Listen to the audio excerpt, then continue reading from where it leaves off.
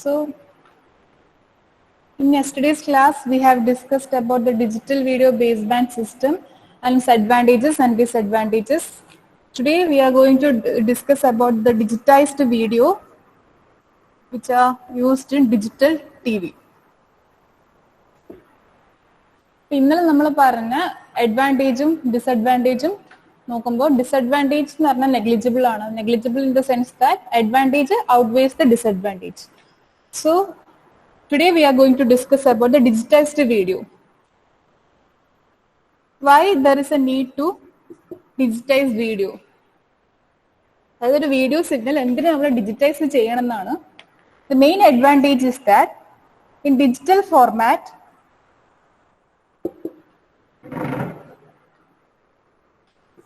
അതായത് digital format allows multiple copies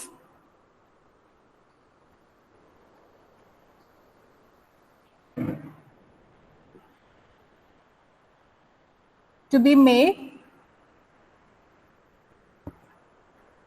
without any degradation. അതായത് picture ഡീഗ്രഡേഷനോ അല്ലെങ്കിൽ പിക്ചർ ക്വാളിറ്റി ഡീഗ്രഡേഷനോ ഇല്ലാണ്ട് multiple copies to be made without any picture degradation quality. അതായത് പിക്ചർ ക്വാളിറ്റിയിൽ ഒരു ഡീഗ്രഡേഷൻ ഇല്ലാണ്ട് നമുക്ക് മൾട്ടിപ്പിൾ കോപ്പീസ് മേക്ക് ചെയ്യാനും പറ്റും. ഈ ഡിജിറ്റൽ ഫോർമാറ്റിന് അതിന് ട്രാൻസ്മിറ്റ് ചെയ്യാനും പറ്റും. അതായത് ഫസ്റ്റ് അഡ്വാൻറ്റേജ് എന്ന് പറഞ്ഞാൽ digitised format or in digital video it allows the multiple copy to be made without any degradation in picture quality. And as we have discussed yesterday, it has some advantages of some special effect and special features like PIP, pixelation, etc. Blasting, like special effect and special features. So, special effect and special features are available in digital compared to the analog. In analog, this special effect and special features were not possible. And digital, these are the main advantage. In digital format, it allows multiple copy to be made without any degradation. So all information can be transmitted. Multiple copy can be made without any degradation in picture quality, and it reduces the flicker, which is next advantages. Removal of flickers, and it have other advantages, special effect and special features which were not possible in analog. And talking about the drawbacks, here multiple copies are made, then the bitrate will be high.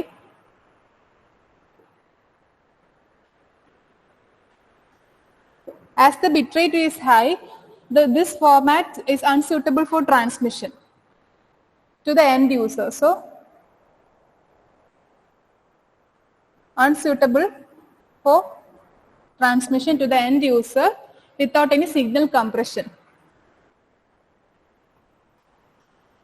So, why digitized video is needed means in digitized format, it allows multiple copy to be made without any picture degradation or picture quality degradation, and it has some special effects like special features and special effect, and it reduces the effect of flickers also, which were not possible in analog system.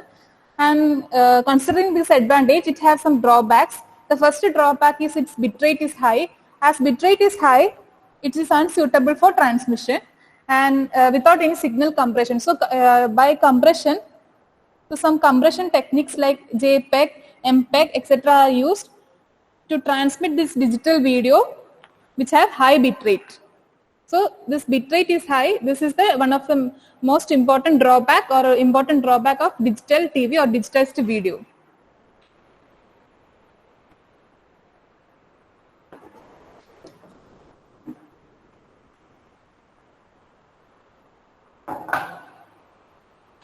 So an analog signal is digitized.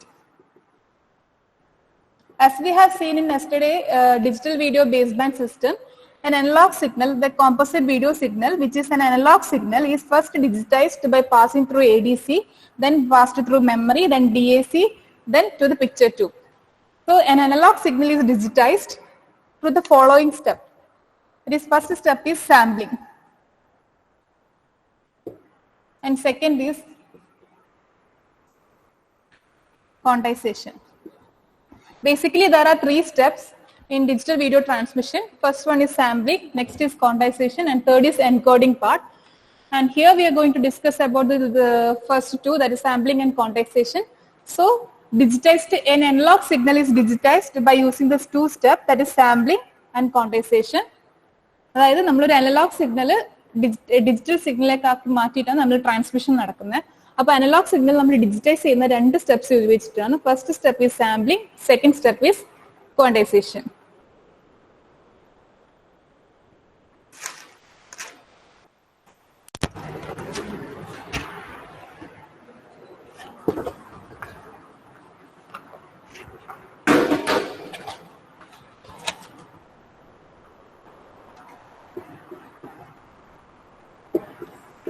Here in sampling, a continuous time signal, which is an analog signal,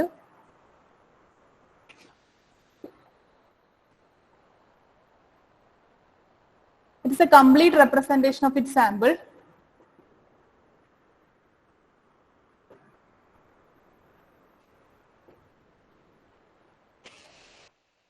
Can be recovered. A continuous time signal can be completely represented by samples and can be recovered back, that is recovered back if the sampling frequency, that is Fs, is greater than or equal to twice the frequency component of the message, that is Fm. This is the sampling condition. If the sampling frequency is greater than or equal to twice the higher frequency component in the message signal, that is Fm, the highest frequency component in the message. That we the message signal la highest frequency component on Fm. Then sampling in the frequency it should be greater than or equal to 2 times Fm. So this is the sampling condition by which we can recover the signal back. So a continuous time signal which completely represent the samples can be recovered back if the sampling frequency Fs is greater than or equal to 2 times the maximum frequency or higher frequency in the message signal.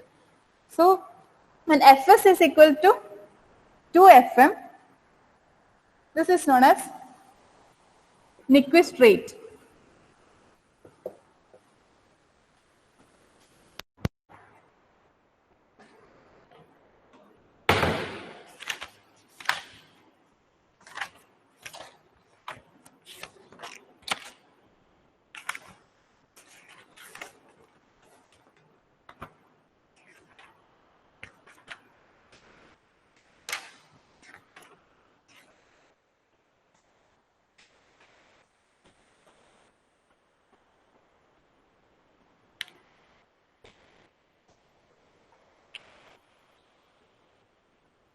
That is a continuous time signal, which is an analog signal, which is a complete representation of its sample, can be recovered back at the receiver if the sampling frequency Fs is greater than or equal to 2 times the highest frequency component in the message signal, which is represented by Fm.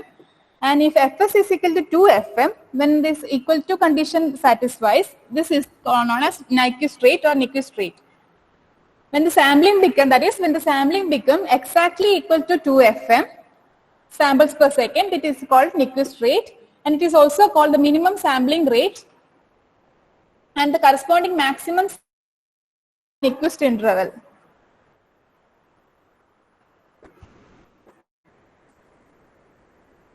Nothing but it is 1 by seconds. When the continuous time band limited signal is sampled at Nyquist rate, the sampled spectrum contains non-overlapping cycles repeating periodically. So here in sampling, the continuous time signal, which is an analog signal, which is a complete representation of sample, can be recovered back if the sampling frequency Fs is greater than or equal to 2 times Fm. Here Fm is the highest frequency in the message signal, and when the equal to condition satisfy, Fs is equal to 2 Fm, which is known as Nyquist rate, and Nyquist interval is nothing but Ts, which is equal to 1 by 2 Fm.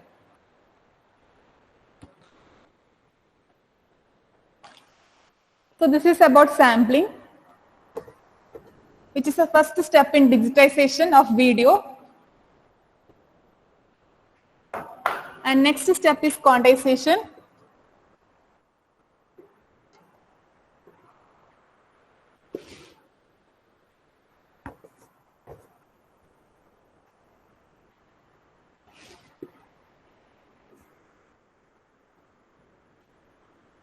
If you are sampling a signal, sampling although it is a discrete, but it still vary with the signal infinitely. That is, even though sampling is discrete, still it give an analog signal which vary indefinitely with the signal. So by sampling we get discrete signal, but still it is varying as indefinitely with the analog signal. So to make it digital, the sampled signal or sampled value should be converted into stream of binary sequence such as 0 and 1. So after sampling, even though it is discrete, but it still vary with the signal, that is vary with the analog signal indefinitely. So to convert into digital, the sampled value should be converted into binary sequence such as binary bits such as 1, 0 and 1. So we consider two logical level corresponding to 0 and 1. Here if you are taking 3.8 volt and 0.4 volt, then the value which will be 3.8 will be considered as 1, and the value which is 0.4 or less than 0.4 will be considered as 0. So here the two logic level of two levels of constant amplitude, say about 3.8 volt and for 1 and 0.4 volt for 0 is considered the TTL logic, and this is known as quantization. Here we are assuming a value of 3.8 as 1 and 3.4 as 0. So this process we are assigning the value of binary value, a binary number 0 and 1. This is known as quantization.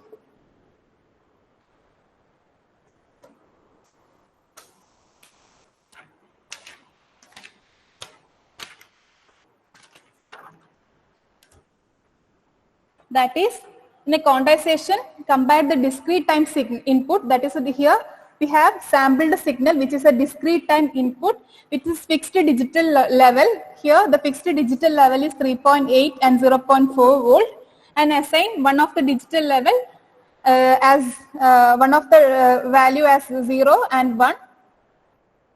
That is, a quantizer compares discrete time input with a fixed digital level, that is fixed digital level, and assign any one of the digital level to discrete time input that result in minimum error.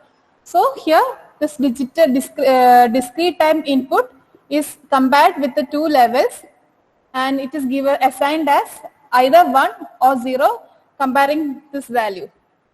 So which have minimum error, minimum quantization error, accordingly it is compared. So there are two types of quantization basically. That is uniform quantization and non-uniform quantization.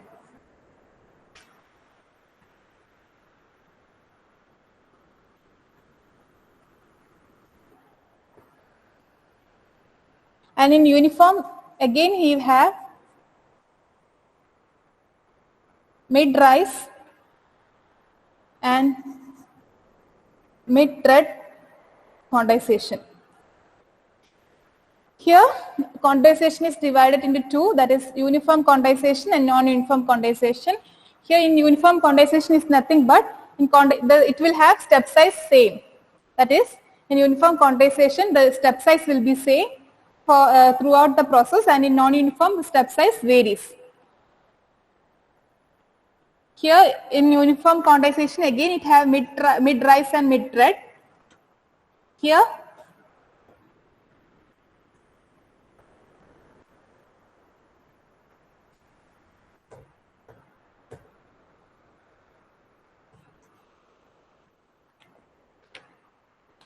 when the origin lies in the middle of the thread, that is when the origin lies, this is the origin, this lies in the middle of the thread, then it will be a staircase like graph. Here, this is the mid thread, and this is the mid rise. Here, in the mid thread, when the origin lies, this is the origin lies in the middle of the thread, this is the thread. So when the origin lies in the middle of the thread, it will be a staircase like graph, and this is known as mid thread graph. When the origin line in the middle of the rising part, you see here, this, while comparing the step size, this is the rising part, this is the thread part. So when the origin lies in the middle of the thread, this is the origin. When the origin lies in the middle of the thread, it is mid rise. And when the rising part, when the rising part lies in the middle of, or when the origin lies in the middle of the rising part, this is mid rise. So these are the two types of uniform quantization methods, that is mid rise and mid thread. So quantization, nothing but when the sampled value gives discrete values, but still it is a continuously varying with the analog signal. So in order to digitize the discrete value, we have to convert the discrete value into binary, that is zeros and ones. So we will assign a two logic level, that is such as 3.8 example. This is one of the example, 3.8 and 0.4 volt. So the values which satisfy 3.8 will be given denoted by 1, and values which satisfy 0.4 will be denoted by 0. Hence this discrete values are converted into binary sequence such as zeros and ones. So basically there are two types of quantization, that is uniform quantization and non-uniform quantization. In uniform quantization, the step size is same throughout the input range, and non-uniform, the step size varies. In uniform, there are two types, that is mid-rise and mid-thread. So comparing to the step size, this is the thread part, this is the rising part. In mid-thread, the thread part, the origin, this is the point which lies in the middle of the thread, and in the mid-rise, the origin lies in the middle of the rising part.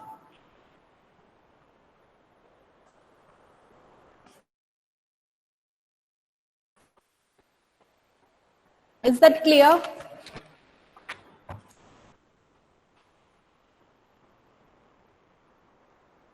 Is that clear?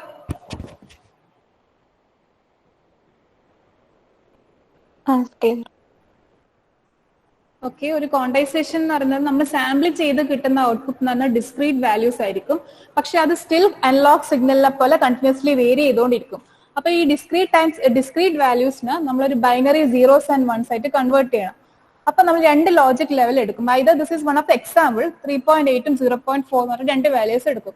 അപ്പൊ 3.8 നമ്മൾ 1 എന്ന് പറഞ്ഞിട്ട് assign ചെയ്യും, 0.4 നമ്മൾ 0 എന്ന് പറഞ്ഞിട്ട് assign ചെയ്യും. will be converted into binary zeros and ones. അതാണ് ക്വാണ്ടൈസേഷൻ എന്ന് പറയുന്ന പ്രോസസ്. അതിൽ രണ്ട് ടൈപ്പ് ഓഫ് ക്വാണ്ടൈസേഷൻ ഉണ്ട്, യൂണിഫോം ക്വാണ്ടൈസേഷനും നോൺ യൂണിഫോം ക്വാണ്ടൈസേഷനും. യൂണിഫോമിന്റെ അകത്ത് സ്റ്റെപ്പ് സൈസ് എന്ന് പറയുന്നത് this is the step size which is denoted by delta.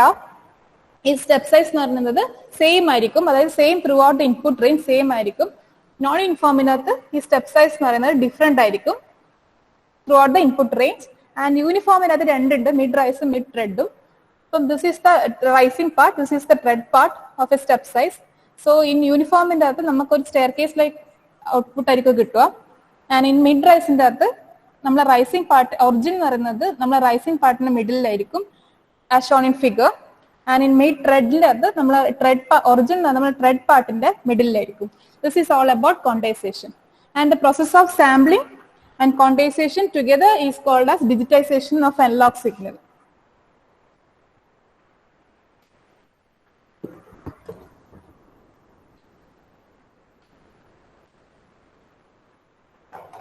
അതായത് നമ്മളെ sampling plus quantisation together is known as digitisation. പിന്നെ നമ്മൾ ട്രാൻസ്മിഷൻ കംപ്ലീറ്റ് ആണെങ്കിൽ ഈ ഡിജിറ്റൈസ് ചെയ്ത സാധനം എൻകോഡും കൂടി ചെയ്യണം. ലൈക്ക് പൾസ് വിത്ത് എൻകോഡിങ്, അങ്ങനെ കുറെ ടൈപ്പ് എൻകോഡിങ് ഉണ്ട്. That will study later. That sampling plus quantization ചെയ്യുന്ന പ്രോസസ്സിനാണ് ഡിജിറ്റൈസേഷൻ എന്ന് പറയുന്നത്. ഈ ഡിജിറ്റൈസേഷന് വേണ്ടി ഉപയോഗിക്കുന്നതാണ് ADC. So in ADC it performs sampling and quantization. So the process of sampling and quantization is called digitization or analog to digital conversion, and the device which execute the conversion is called as ADC or analog to digital converter. And as we have discussed yesterday, a DAC which convert the binary code into a concrete sequence of symbols. The DAC which does the opposite process of ADC, which convert the binary signal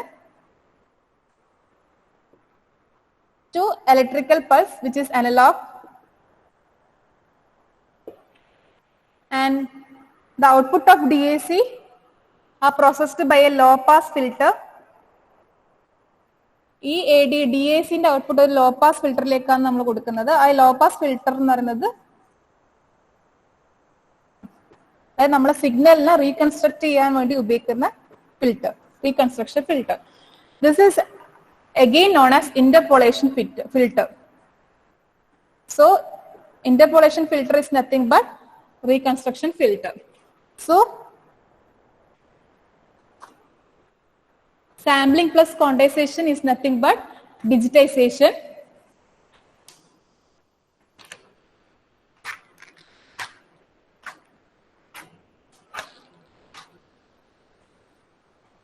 Here sampling plus quantization is nothing but digitization, and digitization is performed by ADC, that is which converts analog signal into digital signal, and the DAC is nothing but the opposite process of ADC.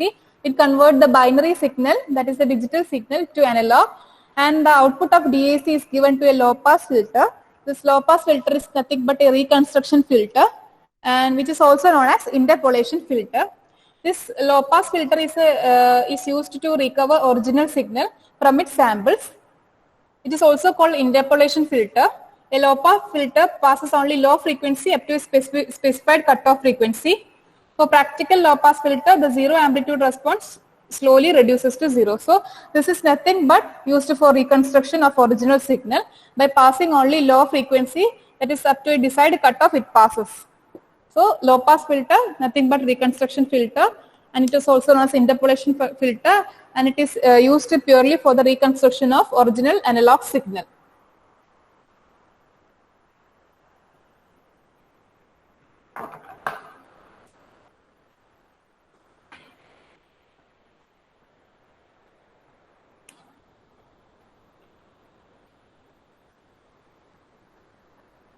So quantizing at the transmitter, there will be quantization error. While doing quantization, the error will be produced at the transmitter. This makes reconstruction, that is recovering of signal, original signal, difficult. Reconstruction difficult. At the quantization time in the transmitter, there will be quantization error produced. This quantization error affect the reconstruction, or it make the reconstruction difficult. So the quantization error at the transmitter can be minimized by increasing the number of quantization bits for each sample. So for each sample, if we quantize, if we increase the quantization, that is if we increase the number of quantization for each bit in each sample, then the quantization error can be minimized, or quantization error can be reduced at the transmitter, which make reconstruction easy. So there will be quantization error produced at the transmitter during quantization process, and this will affect the reconstruction difficult, or this will affect the reconstruction or make it difficult. And here, to avoid the quantization error or to reduce the quantization error, each sample and bits in each sample, we will quantize, that is we will increase the number of quantization for each bit in each sample. That is, in each sample there will be many bits. So for one bit we will increase the number of quantization. So By increasing the number of quantization for bits in each sample, we can reduce the quantization error.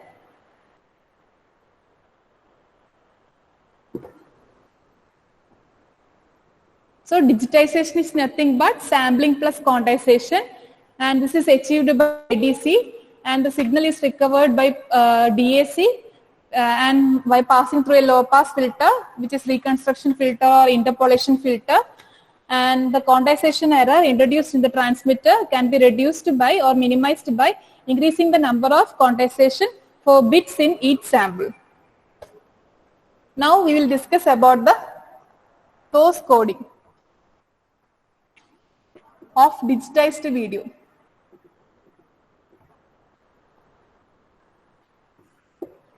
Source coding means nothing but a term for compression.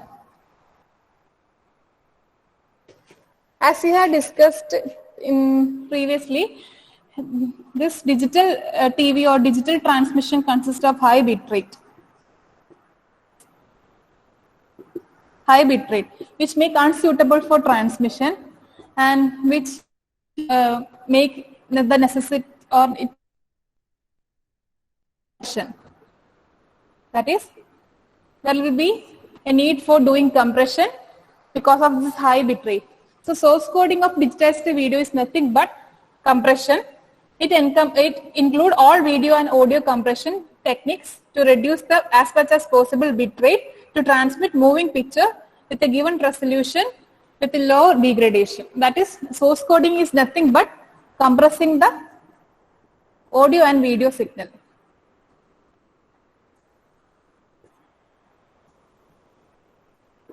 Audio and video signal, compressing the audio and video information so that the high bit rate can be reduced so that it will make the transmission easy. So source coding of digital video is nothing but compression. Here we have many types of compression techniques.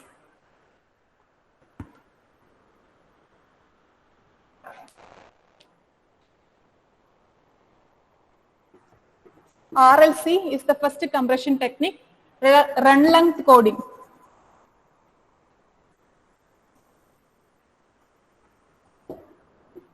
Run length coding എന്താണെന്ന് അറിയോ നിങ്ങൾക്ക്?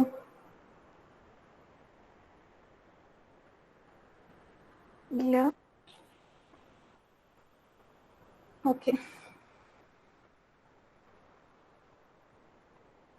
ഒരു message signal consider ചെയ്യാം. Let A, B, C, D, E. Let it be with a message signal. So instead of transmit, this is a high bit rate because A, this is A is repeating 4 times. B, we have successive signal, that is നമുക്ക് repeating ആയിട്ടുള്ള informations ഇതിനകത്തുണ്ട്. അപ്പോൾ നമ്മൾ ഈ ഒരു വലിയ സീക്വൻസിനെ അങ്ങനെ transmit ചെയ്യുമ്പോൾ അതൊരു ഹൈ ബിറ്റ് റേറ്റ് ഇൻഫർമേഷൻ ആയിരിക്കും. അപ്പോൾ അത് നമ്മൾ instead of writing the 4A, we can write as 4A, 4B, 2C, 2D, 2E, 2F. So 1, 2, 3, 4, 5, 6, 7, 8, 9, 10, 11, 12, 13, 14. This is 14 bit. 1, 2, 3, 4, 5, 6, 7, 8, 9, 10, 11, 12. This is 12. So 14 bit transmit ചെയ്യുന്നതിന് പകരം നമ്മൾ 12 bit transmit ചെയ്താൽ മതി. This is run length coding. It is nothing but നമ്മൾ ഒരു information, അതായത് repeating bits ഉണ്ടെങ്കിൽ ആ റിപ്പീറ്റിംഗ് ബിറ്റ്സിനെ നമ്മൾ 2 ബിറ്റായിട്ട് മാത്രം നമുക്ക് റെപ്രസെന്റ് ചെയ്യാം. ഈ let it be A B B C C C C C C C. ഈ കേസ് കൺസിഡർ ചെയ്യുന്നുണ്ടെങ്കിൽ ഇവിടെ 4A, 2B,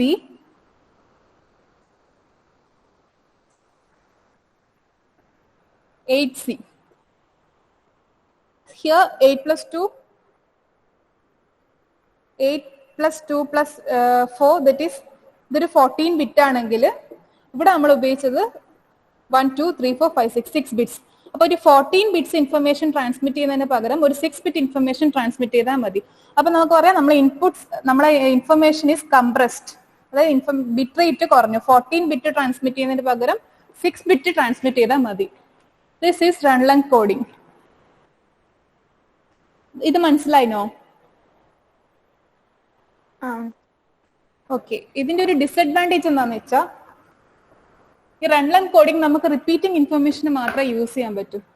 if it is A B C D E F G H ഇങ്ങനെ ഒരു ഇൻഫർമേഷൻ ആണെങ്കിൽ ഇവിടെ റിപ്പീറ്റിംഗ് ബിറ്റ്സ് ഒന്നും ഇല്ല. അപ്പം നമ്മൾ ഇവിടെ ഇപ്പം 1 2 3 4 5 6 7 8 ബിറ്റ്സ് ആണെങ്കിൽ നമ്മൾ അത് റൺ ലെങ്ത് കോഡ് ചെയ്യുമ്പോൾ 1A 1B 1C 1D 1E 1F 1G 1H അപ്പൊ ബിറ്റ് റേറ്റ് ഇൻക്രീസ് ചെയ്യുക ചെയ്തത്. അപ്പം ഈ റൺ ലെങ്ത് കോഡിംഗ് എന്ന് പറയുന്നത് നമുക്ക് യൂസ് ചെയ്യാൻ പറ്റുന്ന ഏതിന്റെ കേസിലാന്ന് വെച്ചാൽ നമുക്ക് റിപ്പീറ്റിംഗ് ഇൻഫർമേഷൻ, അതായത് ബിറ്റ്സ് സക്സസീവ് ബിറ്റ്സ് ആയിട്ട് റിപ്പീറ്റ് ചെയ്യും. എ അങ്ങനെ ഒരു റിപ്പീറ്റിംഗ് ഇൻഫർമേഷൻ ഉള്ള സമയത്ത് മാത്രമേ റൺ ലെങ്ത് കോഡിംഗ് യൂസ് ചെയ്യാൻ പറ്റും.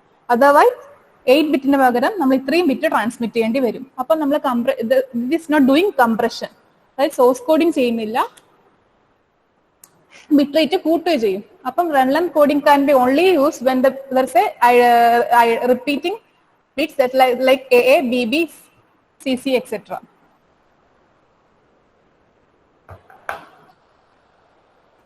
That is, when an information source emits successive message which consists of relatively long series of identical elements, it is advantageous to transmit the code of this element and number of bits it has occurred. And the longer the series, the bigger is the compression factor, as we have mentioned. This type of coding does not lose any information and said to be reversible.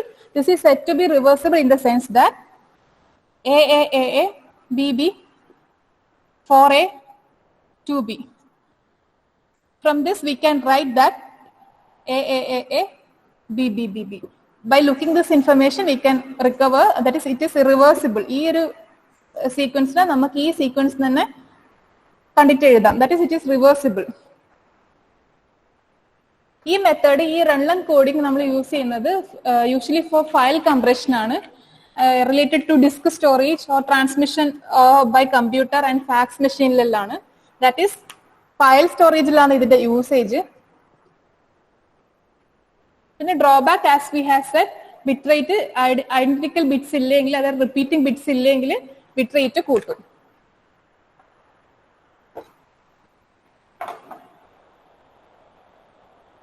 Variable length coding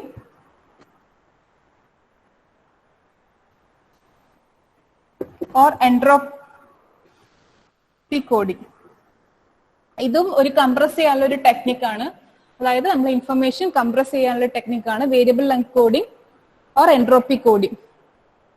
Here the information transmitted can be written as Q, that is log 2 1 by P, and the entropy function which is equal to summation Pi log 1 by Pi bits per element. ഈ variable length കോഡിങ്ങിന്റെ അല്ല entropy കോഡിങ്ങിന്റെ ഒരു example ആണ് Huffman coding എന്ന് പറയുന്നത്. So will study Huffman coding.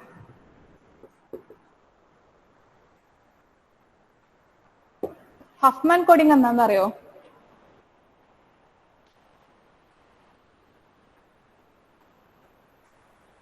Huffman coding നിങ്ങൾ പഠിച്ചിട്ടുണ്ടോ? Okay. അപ്പൊ Huffman coding ചെയ്യാൻ അറിയോ? അറിയാം. Okay, let's take the example x1, x2, x3, x4, x5.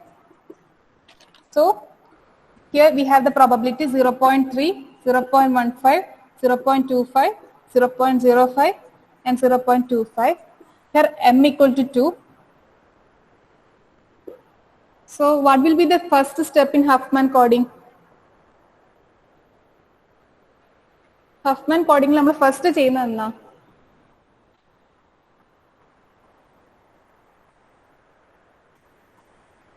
ഓർഡറിൽ എഴുതും. ഏത് ഓർഡറിൽ എഴുതും? ഡിഗ്രീസിങ്. ഓക്കെ, അപ്പം നമുക്കറിയാം നമ്മൾ ഡിഗ്രീസിങ് ഓർഡറിലാണ് ഹഫ്മാൻ കോഡിംഗിൽ എഴുതുന്നത്. അതായത് ഹയസ്റ്റ് പ്രോബിലിറ്റിന്ന് ലോവസ്റ്റ് പ്രോബിലിറ്റിക്ക്. അപ്പൊ 0.3, 0.25, 0.25, 0.15 and from here 0.05. That is nothing but x1, x3, x5, x2, X4. This is the message signal and this is the probability which is written in decreasing order, that is from highest probability to lowest probability. Next step എന്താ?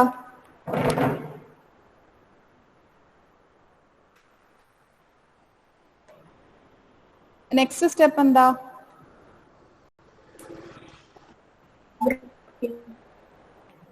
അത് binary ആണോ? നമ്മൾ ഈ last ഉള്ള രണ്ട് പ്രോബബിലിറ്റീസിനെ group ചെയ്യും. എന്നിട്ട് അതിന് ഒന്നിന് 0 ഒന്നിന് 1 എന്ന് പറയും. ഇതിന്റെ രണ്ടിനെ ആഡ് ചെയ്യും, വിച്ച് ഇസ് നത്തിങ് ബട്ട് 0.2. നമ്മളിന്റെ ഇവിടെ ഉള്ള മുകളിലുള്ള മുതൽ ഈ നമ്മൾ കമ്പയർ ചെയ്യും. അപ്പൊ 0.2 എന്ന് പറയുന്നത് ഈ 3 വാല്യൂസിനെക്കാട്ടിയും താഴെയുള്ള ഒരു വാല്യൂ ആണ്. അപ്പം naturally we will write 0.3, 0.25, 0.25 and here we will get by adding these two 0.2. And next same procedure, ഇത് രണ്ട് ഗ്രൂപ്പ് ചെയ്യും, 0, 1ഉം.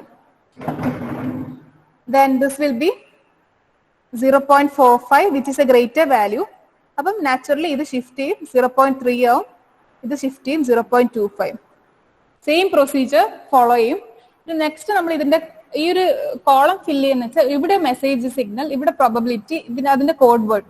അപ്പം ഈ ഒരു ബൈനറി ട്രീന്ന് നമുക്ക്, ഈ ഒരു ഹഫ്മാൻ ട്രീന്ന് നമുക്ക് ഫൈൻഡ് ചെയ്യേണ്ടത് കോഡ് വേർഡ് ആണ്. കോഡ് വേർഡ് എന്ന് പറഞ്ഞാൽ നമ്മൾ റീഡ് ചെയ്യുന്നത് ഓരോ സിമ്പിൾസിനും കോഡ് വേർഡ് റീഡ് ചെയ്യും. That is from left to right to left ആണ് നമ്മൾ കോഡ് വേർഡ് റീഡ് ചെയ്യുക. അതായത് ഇപ്പം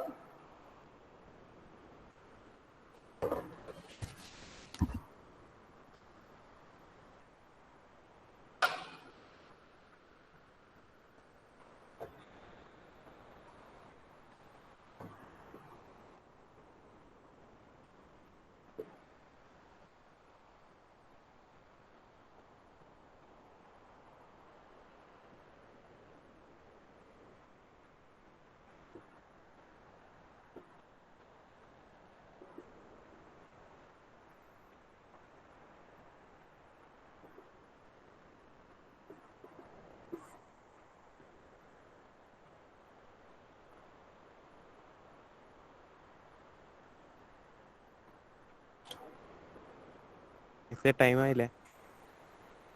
okay.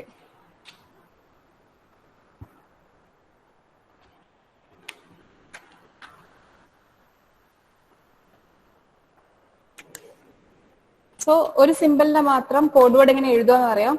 Four considering x1 is nothing but മാപ്പ് ചെയ്ത് പോയി കഴിഞ്ഞാൽ നമുക്ക് മനസ്സിലാവും, it is nothing but 0, 0. That is here we have 0, x1 point ചെയ്യുന്നത് 0, ഇവിടെ 0, ദിസ് വാല്യൂ 0. സിമിലർലി x2 എന്ന് പറയുന്നത് വിച്ച് ഇസ് നത്തിങ് ബട്ട് 1, 1 അല്ല 1, 0, 1 here and here we have 0. So this is the code word and equation.